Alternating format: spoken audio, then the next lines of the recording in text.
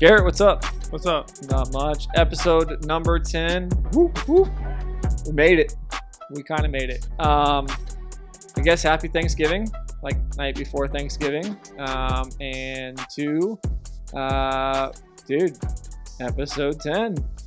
Like, stoked. How do you feel about episode 10? Good. Do you ever think we're going to make it here? Yeah. I'm glad you had faith. Tonight we are doing a full recap on episode 1 to episode 10, KP Communities, what it's been, what it's become, recapping everything that it's been. So I know so many of you guys have joined us on the journey. We appreciate you guys joining us and becoming part of the KP family. A lot of new guys coming in. Heard some stories from them, checking out community already, which is exciting. Finding us on YouTube. Man, it's been so cool. Like journey's just been, we've had this idea for 2 years now, and we demoed it, we tested it one time. Not so great. In the facility. Yeah, you remember that night we did cold, that? Yeah. Oh my gosh. So backstory, we back in, what was that? Probably 2019. I got here in early 2019 and probably late 2019. Late 2019. So yeah, we tried to shoot this in the facility at one time. Garrett and I were working on a lot of projects at the time, just getting started together on this stuff, and we didn't have a ton of content. The struggle was real. So super thankful to be here, guys, to episode 10. Many more to come, week over week for you guys. But no, really cool, kind of surreal, like seeing this thing get off the ground the way it has. Even just if you guys go back and watch episode 1 to episode 10, whew, we made some adjustments. Technical difficulties along the way, some re-records, maybe a pilot that didn't get recorded. Yeah, don't forget about that. That might have been on me. I apologize for that. But tonight we want to recap all 10 episodes, go back through some of our favorite moments, talk about that. Garrett's got his list of top 3 favorite moments so far in communities. I've got mine. We're going to recap that, talk about the backstory behind that too a little bit, how we kind of ended up, how we landed on some of these episodes, and why some of the topics on them mean so much, and also really how they should be refocused, maybe reheard, and how they can apply to your training. So I'm excited about that. And to end up tonight, we're going to talk about a couple products that we're feeling on in the wrap tonight. A couple things that you and I have been talking a lot about and playing around with, and kind of on our 10th episode. Every 10 episodes, we're going to kind of do a little recap. Also talk about some of the neat products and some of the things that we're feeling on, and some of the things that we're moving into the future with, and also maybe give you a little foreshadowing as to what's ahead too into communities. So with that being said, tonight, let's jump in on our first sponsor. Have you ever wanted a deeper understanding of your mechanics? For years, to fully get objective information on biomechanics, you had to visit a biomechanics lab. This process was clunky. Markers, a cold lab, expensive lab equipment. It was a process that either many couldn't experience or didn't enjoy. Good news though, today you can get objective data on your mechanics right from the palm of your hand. No more awkward or expensive lab, just you and your phone. ProPlay AI presents to you Pitch AI. Pitch AI is groundbreaking technology bringing the lab-accurate data right to the palm of your hand daily. Never has understanding how to improve your mechanics been so easy. Just capture, review, and repeat. Perfect your training anywhere, anytime with Pitch AI. Check out Pitch AI today at proplayai.com. So Garrett, tonight we're going to jump into our favorite 3 things. It's called the recap. So I'm excited to hear what your 3 things are. For the record, Garrett and I don't fully understand or know what the 3 things are, why we like the depth of them. So going to be hearing Garrett's favorite 3 things, and then look at my favorite 3 things. We made sure they didn't align, so we checked the titles first, but the why behind why they're our favorite things, 3 things, Garrett didn't inform me on. So Garrett, you want to jump in on your third favorite, let's do that, third favorite, bury the lead, third favorite thing so far in communities from episode 1 to episode 10. What was your favorite segment? Give me the why behind it. Let's go with favorite segment first. What was it? Yeah, so my third favorite would be Under the Hood with Reeves with understanding spin rate. The reason why is because I like to throw change ups. So being able to understand why I actually throw a good change up and not actually be a good pitcher, um, is probably the reason why. Yeah, so I think so that episode, Reeves crushed. That was our first one. That was our first Yeah. out two. Sorry, our first inside the metrics, and Reeves crushed that one. So I love that. That was one of the main points there was that so many people look at spin rate as a raw metric, right? It's just a singular thing. So they go to a showcase and they see, spin rate is, hey, I led the showcase in spin rate. Well, yeah, but if you cut the ball by accident, you're going to elevate your spin rate. So that may not be the best metric without supporting metrics, right? So that was the discussion around that. And I know your changeup, you kill the spin really well. You get a lot of tilt in the axis, but like again, like we want to know why your changeup moves. Again, you need Yeah. supporting metrics to figure that out. So, love that one. Really, really good episode. Reeves crushed that one. I think the funny thing for me when we were building that episode was that was the first time we had really done that. The first time we really dove into that with Reeves and just the back and forth banter and the discussion and it kind of always our pitch design episodes, the first couple, seem to always go back to Garrett's changeup. I don't know why. So we got more on that stuff coming up. We've got Clean Fuego coming into the picture here with some stuff starting next week. So excited about that one. Look out for that. And give you guys a little cap. Reeves has been working on a new one. We're going to release next week as well. So maybe a little teaser as to our next pitch design metric and discussion for inside the metrics. So I guess my turn. Yep. All right. So my third favorite was probably the deadlifting how-to from you. So backstory on that. Garrett gets on me about my squat quality all the time. So I secretly hatched a plan to tell Garrett that he had to get on camera and teach me how to deadlift so he could get me into proper form so that I could produce a better deadlift. We got to do a how-to squat in the future so that you can stop getting on my squat quality all the time. But no, I think that if you go back and check that one out, that was a really cool one because the cueing there, and we're going to do a lot more of these moving forward into the future, but the cueing there I think was really beneficial and very visual, really good understanding of the cueing behind that.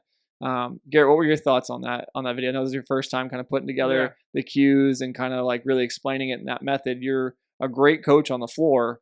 I always laugh because it's like you have the athlete who understands like how to do it from the athletic standpoint. Then if you want to like coach somebody, it becomes really hard. Like you transition from an athlete to a coach, you realize you have to be able to communicate and you have to be able to figure out what you did so successfully and explain it.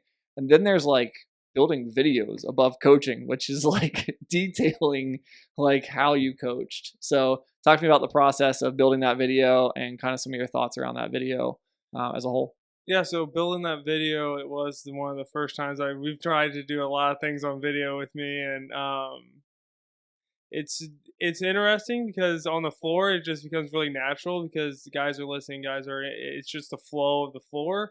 But when you really slow things down to create a video, it really makes you actually understand like what you're actually saying, and language matters. So it makes you slow down and actually think like how you're actually what and how you're saying it resonates with the athlete. But in a video setting where it's slowed down and you know what you're saying, and you can always look back at those and be like, okay, this is how I'm doing that, or maybe I should change this type of cueing. And it makes you reevaluate the way you coach on the floor, and it just gives you another layer of your coaching ability. So I think there's an important takeaway to this that I think you and I have both learned in building these videos and kind of building out communities.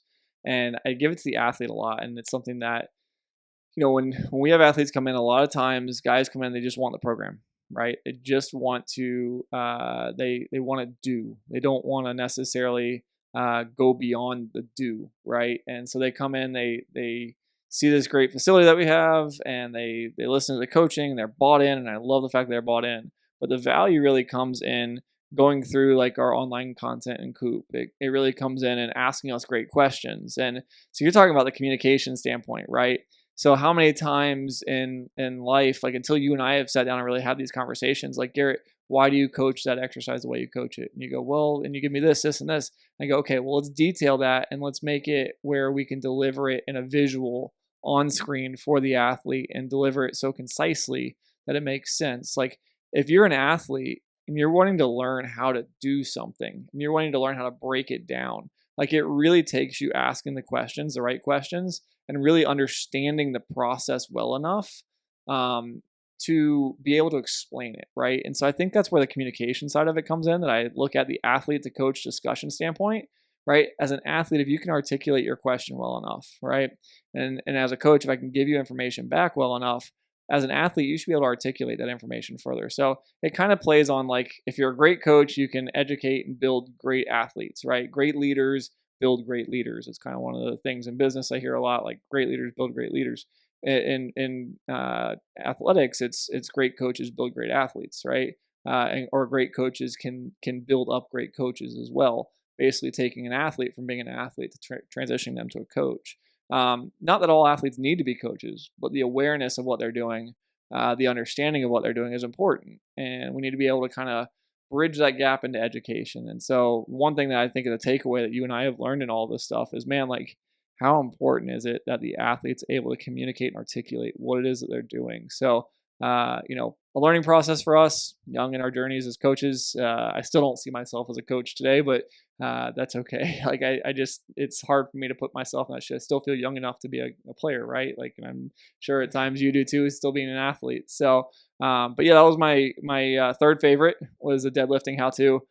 So much application there, and I think there was so much background thought in that, and it really made me think further about like, man, what are we doing with athletes to really encourage that communication, that discussion. So that's maybe my encouragement there.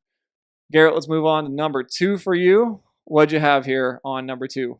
Mine was Casey's Under the Hood with taking time off. Ooh. And understanding the yearly schedule and understanding that there's times to develop and times to play, and just going through that overall. Yeah, I mean, guys, link in the bio here link in the bottom here for underneath this video here for all these videos. We'll link them up, show you guys where they're at.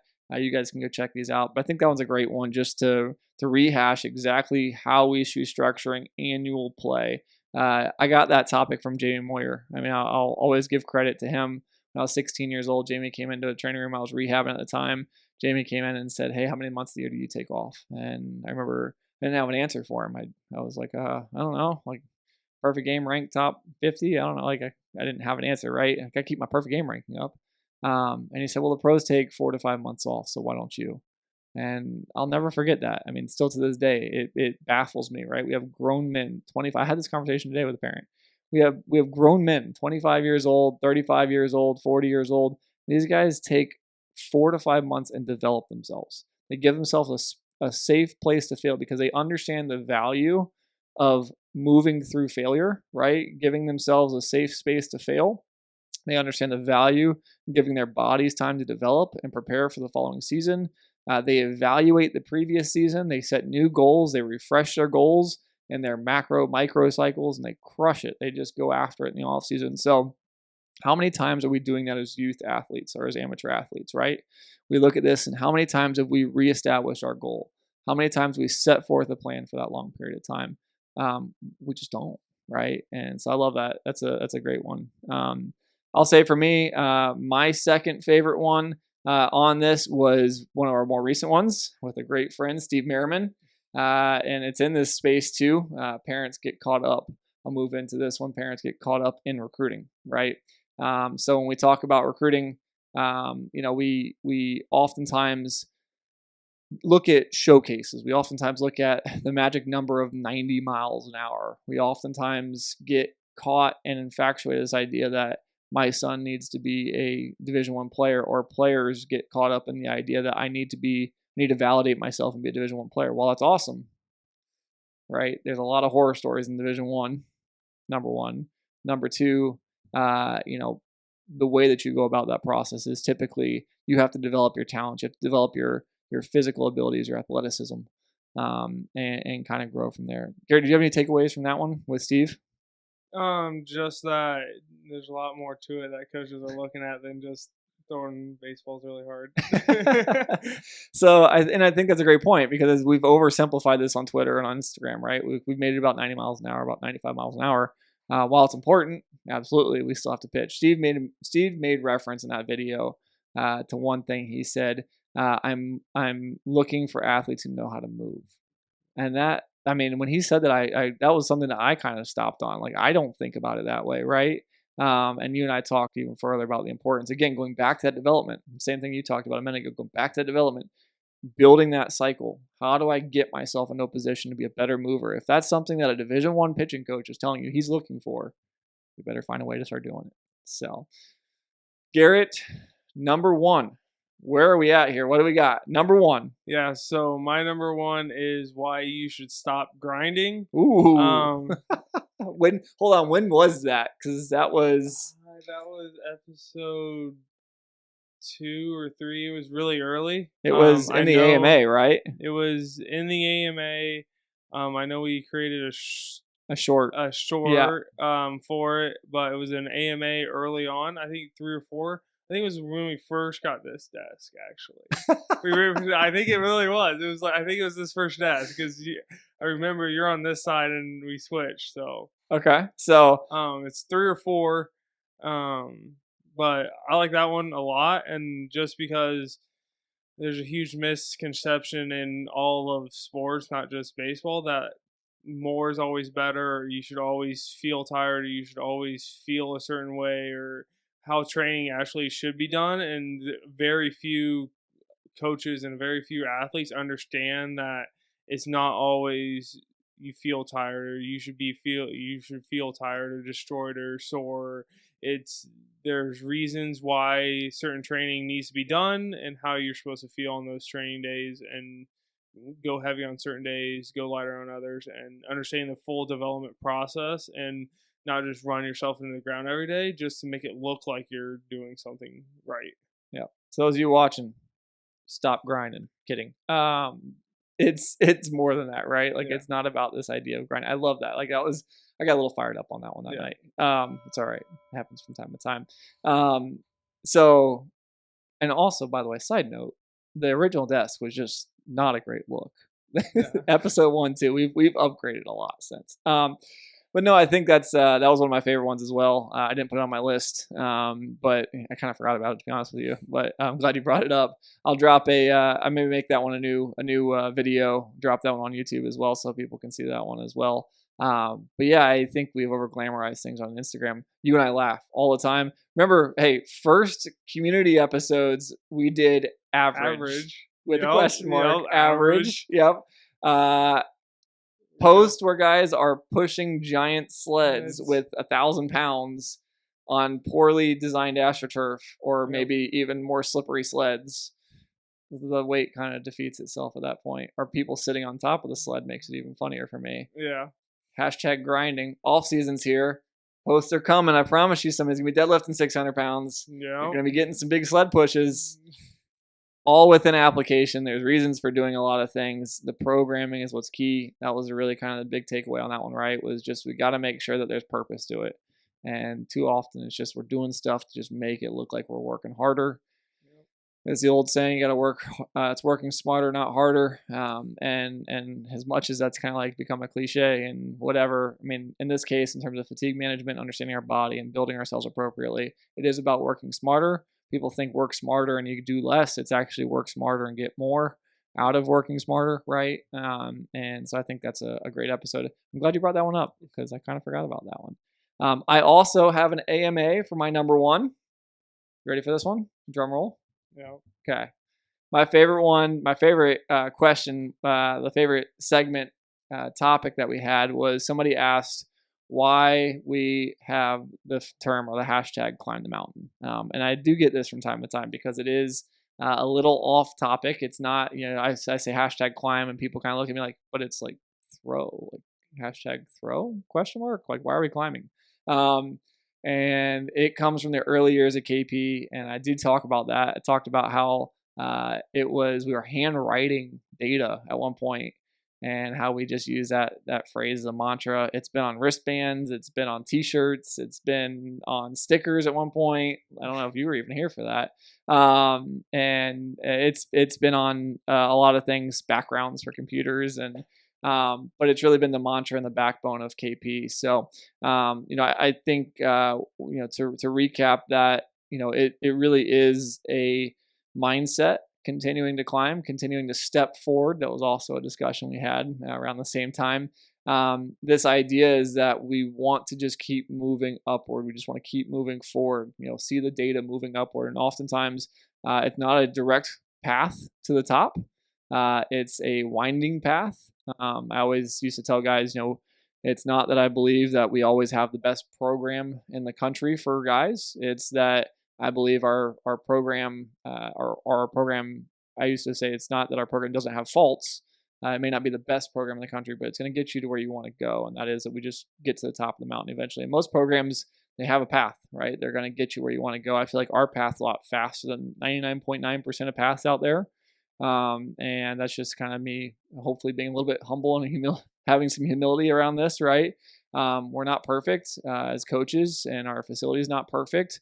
Technology is not perfect, but we're giving it our very best and trying to solve that process. We want to find a path that's consistent, that gives us consistent results. And so at the end of the day, you might go up the mountain, pause, go down the mountain, go back up the mountain.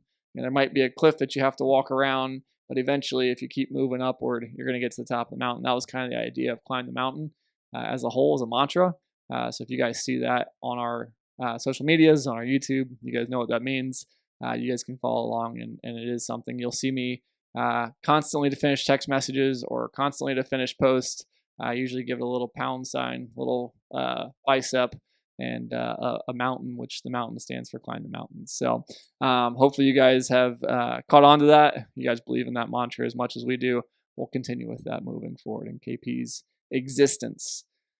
With that being said, let's tonight jump to, that concludes our recap. We're going to finish up with the wrap tonight. Let's jump to our next sponsor, and then Garrett will hit up with the wrap and get out of here for episode 10. How much food are you eating tomorrow? Not a lot. What? Yeah.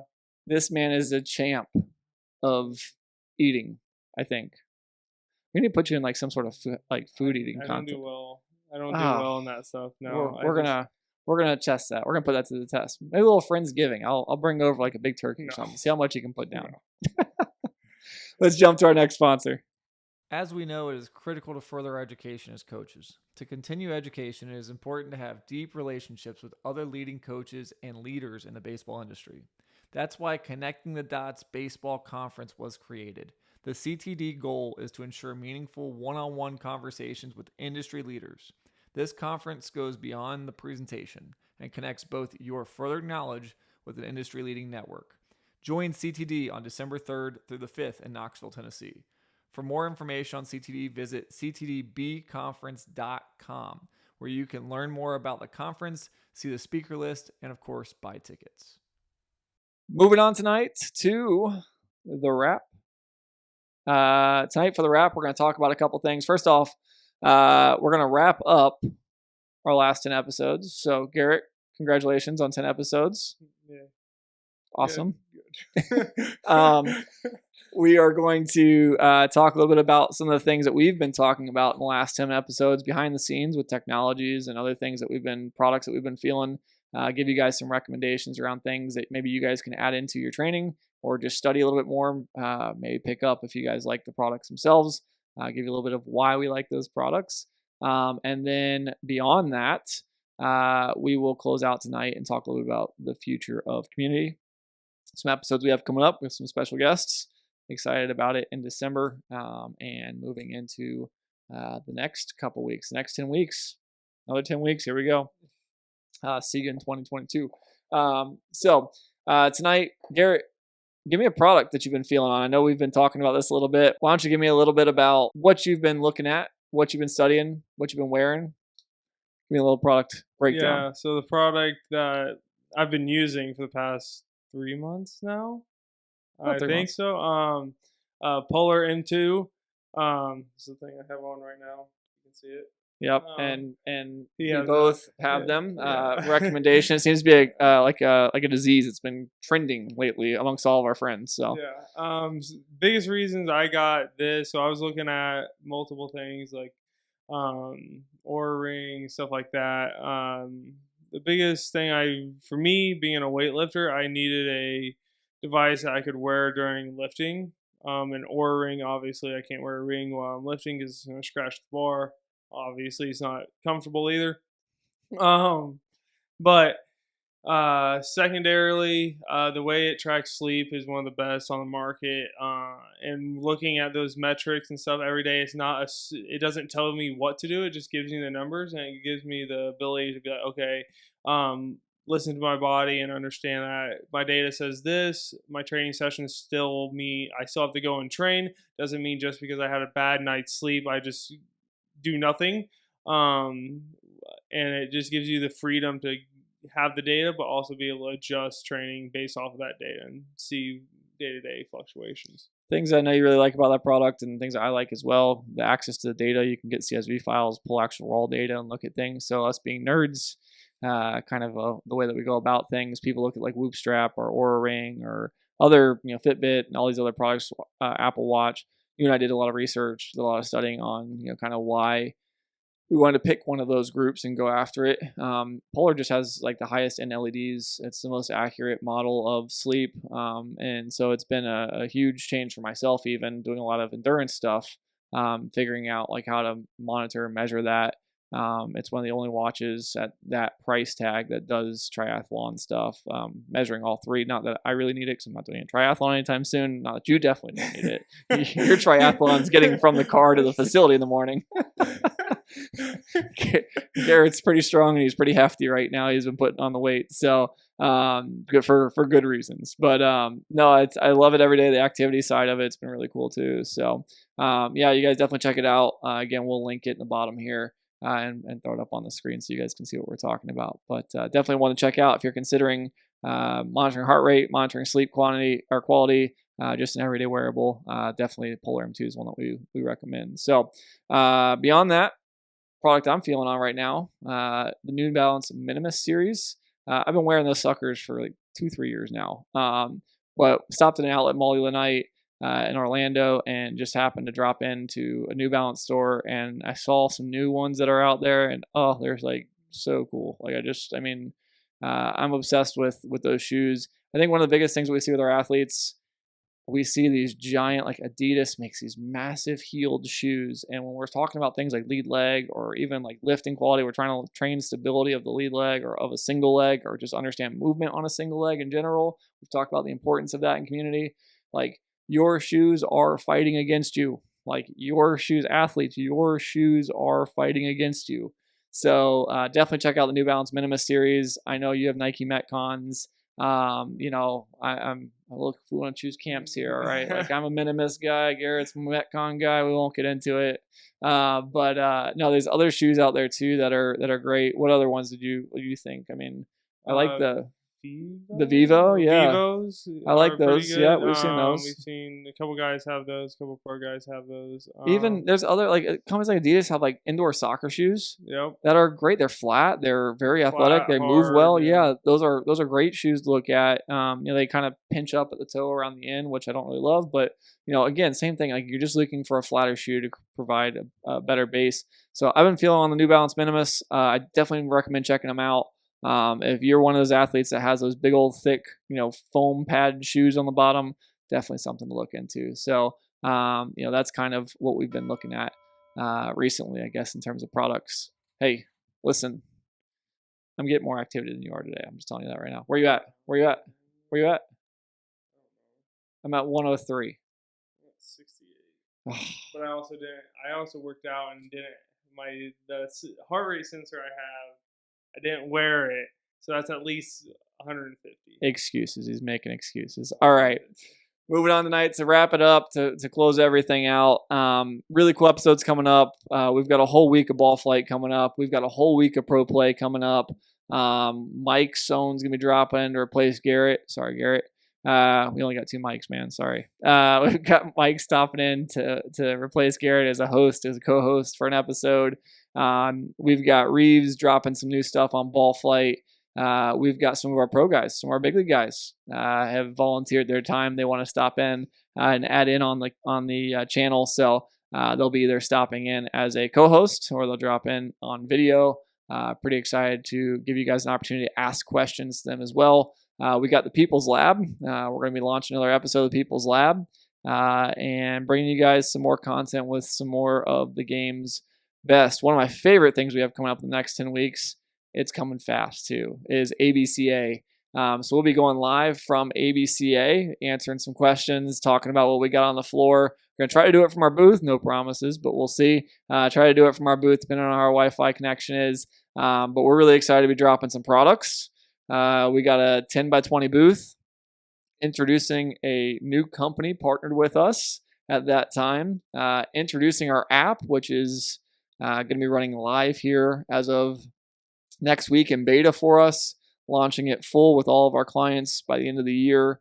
Really just, it's going to be a great time for us over the next 10 weeks. Kind of the beginning of some special things happening for KP, some things that Garrett and I have been working on for a really long time, waiting to get some of these things out. So hopefully that gives you guys a little insight as to what's coming up next. We'll be launching that. As always, guys, check us out on Twitter, check us out on Instagram. Make sure you guys subscribe and follow the channel. It's super helpful getting the message out. Each week we'll be bringing this to you guys. KP Community, 7:30 on Wednesday nights Eastern time. We'll be dropping it. So be sure to tune in for that as they come out. Other than that, guys, please feel free to reach out to us if you have questions about training. You're going to get with us in Tampa for the off season or for spring or for summer. You can reserve a spot anytime. support@KineticProBaseball.com is the email. You guys can reach out to us, Garrett, myself, our staff, and talk to us more about what we do in terms of remote or in facility. Happy to help you guys. As always, guys, appreciate the time. Don't forget to like and subscribe. We will see you guys in episode 11 for KP Community. Later.